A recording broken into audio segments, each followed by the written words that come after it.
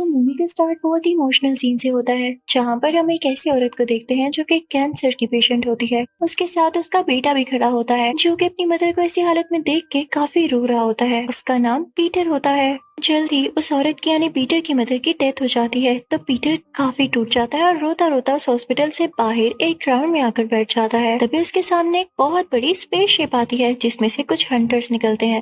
वो in fact space में कुछ चोरियां किया करते थे। इनके लीडर का नाम योंडू था, और योंडू के कहने पे ही वो सारे हंटर्स इस बेचारे पीटर को उठा कर ले गए। वो लोग इसे स्पेस में ले आते हैं। अब पीटर वहाँ ही बड़ा होता है, और इस बात को 26 साल यानी 26 ईयर्स हो जाते हैं। पीटर ऑब्वियसली अब 30+ हो चुका था। वो इन्हीं हंटर्स और योंडू के पास रहा करता था। अब एक दिन ऐसा आता है जब वो लोग पीटर को एक काफी बड़ा टास्क देते हैं, दूसरे प्लेनेट से कोई स्टोन चुराने का टास्क, जो कि कोई आसान काम नहीं था। पीटर ये काम काफी आसानी से कर लेता है, क्योंकि वो अब प्रोफेशनल चोर बन चुका था। दूसरी तरफ हम एक और आदमी को देखते हैं, जो कि काफी जायंट और खौफनाक लग रहा होता है। उसने अपने मुंह पर ब्लैक और व्हाइट पेंट कर रखा था, और जो सूट उसने पहन रखा था वो भी ब्लैक और लेदर का बना हुआ था। वो स्पेस में बहुत बुरे काम करता था, जैसे वो स्पेस को तबाह कर रहा हो। इस आदमी का एक असिस्टेंट होता है, और इस खौफनाक आदमी ने भी अपने असिस्टेंट से यही कहा होता है कि दूसरे प्लेनेट से वो स्टोन चुरा कर लाओ। लेकिन जब तक वो बेचारा वहाँ पर जाता है, तो वो स्टोन पहले से ही कोई चुरा कर ले गया होता है, कोई और नहीं बल्कि पीटर। पीटर इस आदमी के आने से पहले ही वो स्टोन चुरा के जा चुका था, यानी काफी स्पीडी और टैलेंटेड था वो। लेकिन यहाँ एक अनएक्सपेक्टेड चीज होती है।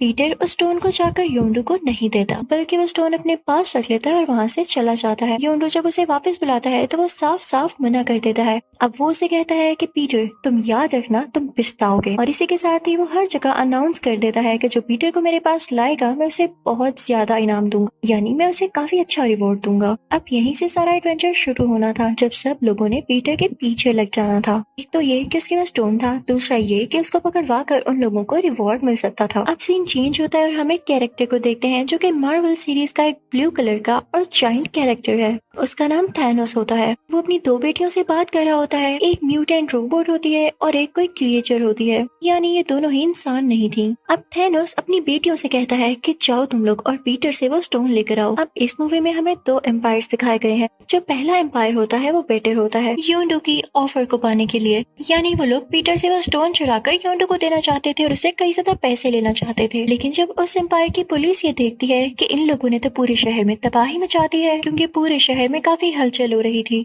हर तरफ ये फैल गया था कि पीटर यहाँ पर है और सारे लोग पीटर को पकड़ने की कोशिश कर रहे थे, तो पुलिस फौरन से पीटर को अरेस्ट कर लेती है, साथ में उस क्रिएचर को भी, जो कि इसका स्टोन लेकर भागी। और उन दोनों कैरेक्टर्स यानी रकून, उस ब्लैक सूट वाले आदमी ने ही थैनोस से कहा था कि अपनी बेटियों को पीटर के पास भेजो ताकि उसे वो स्टोन छीन ले। लेकिन ड्रैक्स जब उस क्रिएचर को देखता है तो उसे काफी गुस्सा आया होता है। वो उसे गले से पकड़ लेता है। अब ड्रैक्स उस क्रिएचर को मारने ही वाला होता है, तभी पीटर उसे कहता है कि रुको, तुम्हारे पास एक अच्छा चांस है उस ब्लैक सूट वाले आदमी को खुद मारने का। ये क्रिएचर तुम्हें उस तक पहुंचा सकती है, तो तुम इसको मार के वो रास्ता बंद करना चाहते हो। तो ड्रैक्स यहाँ पर इस क्रिएचर को छोड़ देता है। अब कुछ देर बाद वहाँ पर लाए गए सारे लोग पीटर से अपने अपने प्लान्स डिस्कस करने लगते हैं, यानी उसे ट्रिक करने की कोशिश कर रहे होते हैं। अब थैनोस की बेटी यानी क्रिएचर पीटर से कहती है कि क्या तुम जानते हो इस स्टोन के अंदर क्या है? ये एक पावर स्टोन है, जिसकी कीमत और वैल्यू बहुत ज्यादा है। अगर हम यहाँ से बाहर निकल जाएं, तो मैं तुम्हें कोई कस्टमर दे सकती हूँ, जो कि इस पावर स्टोन को काफी अच्छी कीमत में खरीद लेगा। हालांकि वो ऐसा करना चाहती ही नहीं थी, क्योंकि उसका फादर और वो ब्लैक सूट वाला आदमी स्टोन को पाना चाहता था। वो हालांकि उसे ये भी बताती है कि मेरे फादर और वो ब्लैक सूट वाला आदमी दोनों स्टोन को पाना चाहते हैं,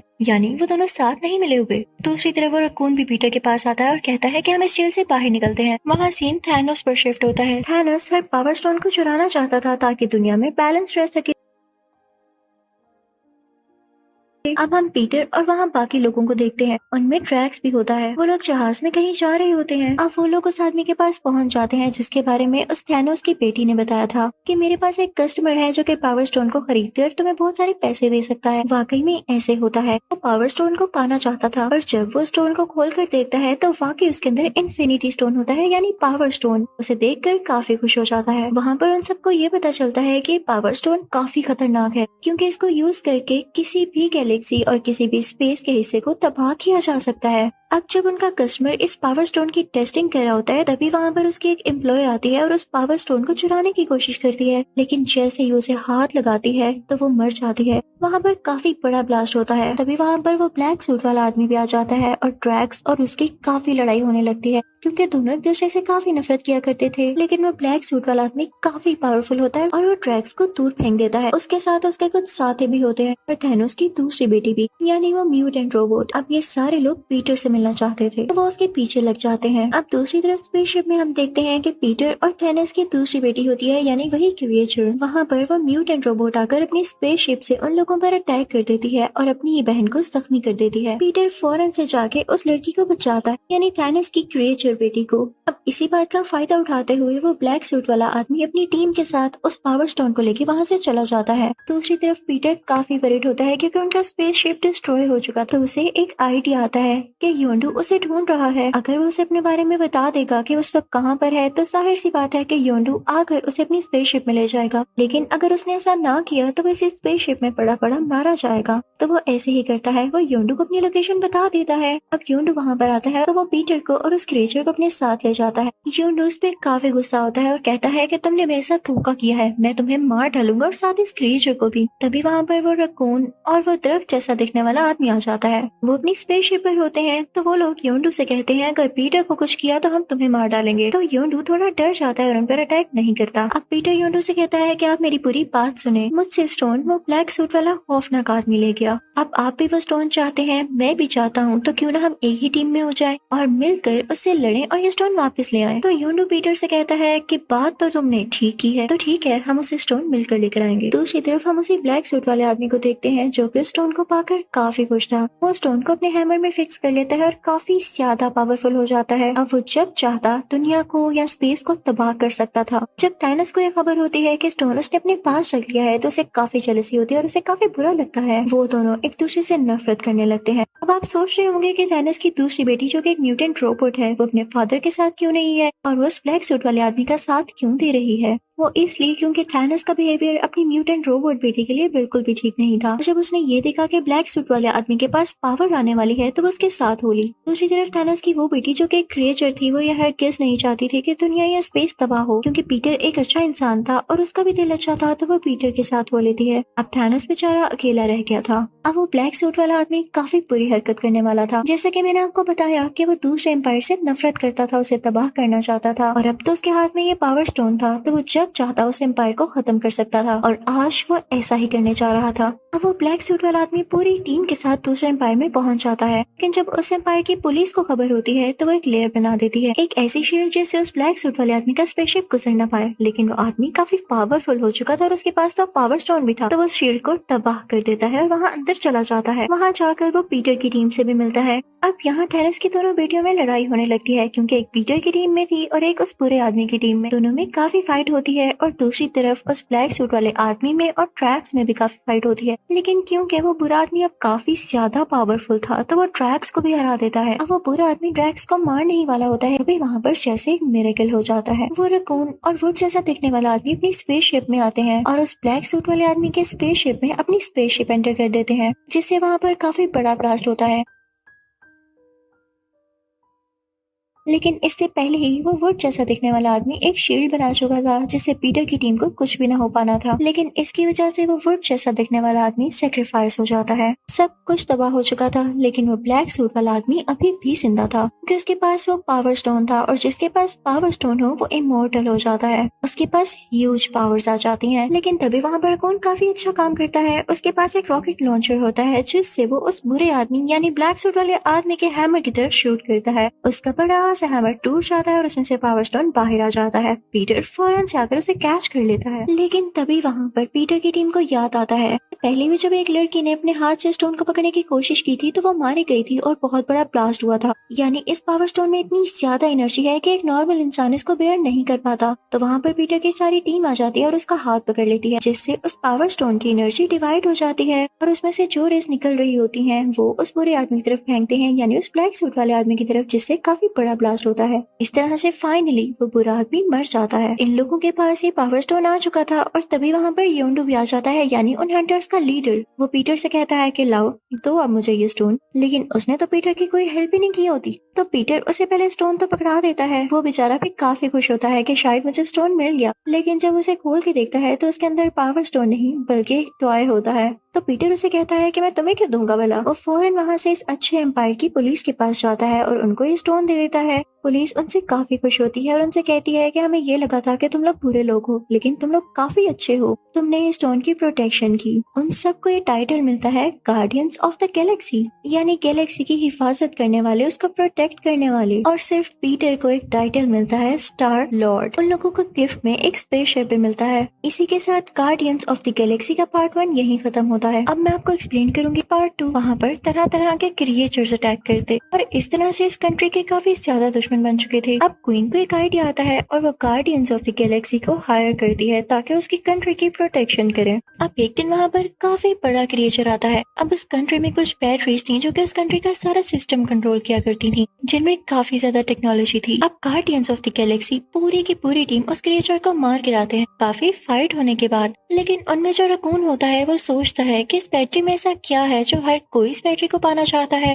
वो सिर्फ ये देखने के लिए उन बैटरीज को अपने बैग में रख लेता है, उसका और कोई पर्पस नहीं होता। अब वो सारे लोग जब अपना काम पूरा कर लेते हैं, यानी उस क्रिएचर को मार डालते हैं, तो अपनी स्पेसशिप में वापस आ जाते हैं। लेकिन पीछे से क्वीन को पता चल जाता है कि इनकी टीम में से किसी ने मेरी कंट्री की वो बैटरीज चुराई है, तो अपनी सिक्योरिटी को उनकी स्पेसशिप के पीछे लगा देती है। क्वीन की सिक्योरिटी उन पर काफी अटैक करने लगती है। तो ये देख के ड्रैक्स को गुस्सा आ जाता है क्योंकि उसे ये लग रहा होता है कि उन्होंने वो बैटरीज नहीं चुराई। ड्रैक्स बाहर निकलकर उन पर अटैक करने लगता है, लेकिन वो सिक्योरिटी काफी स्ट्रॉन्ग होती है और अकेला ड्रैक्स उनका मुकाबला नहीं कर पाता क्योंकि बाकी लोग स्पेसशिप में अपने अपने काम कर रहे होते हैं, जैसे कि स्पेसशिप को कंट्रोल करना और उसे चलाना। तो ड्रैक्स अंदर आ जाता है और वो लोग अपनी स्पेसशिप की स्पीड काफी ज्यादा कर लेते हैं ताकि जल्द से जल्द वो यहाँ से भाग सकें। तभी उन्हें सामने से एक और स्पेसशिप आती हुई दिखाई देती है। उस पर कोई आदमी खड़ा होता है। इन्हें पता चलता है कि वो आदमी इनकी हेल्प करने आया है। पीटर की स्पेसशिप की स्पीड काफी तेज होती है, इसलिए वो डिस्ट्रॉय होने लगती है और तेजी से जाकर कुछ दरख्तों से टकराती है, जिसके बाद वो पूरी तरह से तबाह हो जाती है। पीटर और उसके साथी जब उस स्पेसशिप से बाहर आते हैं तो एक बूढ़ा आदमी वहाँ पर आता है। ये वही आदमी था जो उनकी हेल्प करने वहाँ पर आया था। ये पीटर को बताता है कि मैं तुम्हारा बाप हूँ, यानी मैं तुम्हारा फादर हूँ। पीटर कहता है कि मैं कैसे मान सकता हूँ। तो आदमी कहता है कि अगर तुम्हें यकीन नहीं आ रहा तो तुम मेरे साथ आकर देख सकते हो। तो उसके कहने पर पीटर उसके साथ चला जाता है। दूसरी तरफ पीटर की टीम अपनी स्पेसशिप ठीक करने लगते हैं।